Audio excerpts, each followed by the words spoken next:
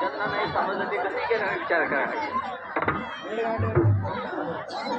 ज्या ठिकाणी नुसता खाण्याला शास्त्रात परवानगी देत नाही त्या ठिकाणी जगत तुझा म्हणे शेष हीन आवडी त्यांचं मला उष्ट मी खाणार आहे.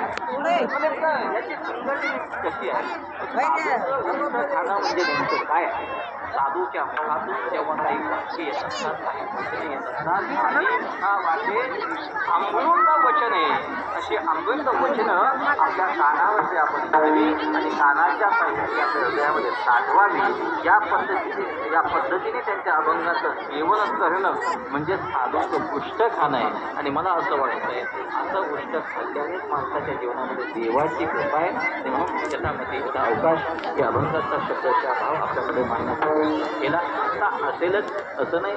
जगत संत तुकोबारांनी जशी बुद्धी दिली, महाराज भोसले जशी बुद्धी दिली, तसे संत बाहेर मामाने जशी बुद्धी दिली त्या पद्धतीने या अभंगाचा केला.